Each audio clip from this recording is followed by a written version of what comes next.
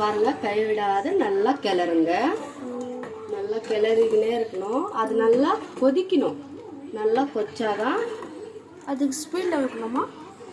அது ஸ்பீடில் இல்லை, ஸ்லோவில் தான் இருக்கணும். நம்ம கைவிடாது நல்லா கிளறணும் ஃப்ரெண்ட்ஸ். அதுக்கப்புறம் நம்ம அரைச்சி வச்ச இது எல்லாம் ஆட் பண்ணிடலாம். பாருங்கள், எல்லாம் ஆட் பாதாம், பிஸ்தா, முந்திரி, பாதாம், பிஸ்தா, முந்திரி எல்லாம் ஆட் பண்ணி கைவிடாத கலருங்க. அடிப்பிடிக்காத மாதிரி கலருங்க.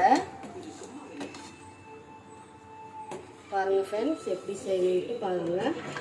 இது உங்களுக்கு உடம்புக்கு நல்லா சத்து தர கஞ்சி. இது டெய்லி சாப்பிட்டீங்கன்னா நீங்கள் உங்களுக்கு தினமும் கொஞ்சம் சத்தாக இருக்கும், எனர்ஜியாக இருக்கும்.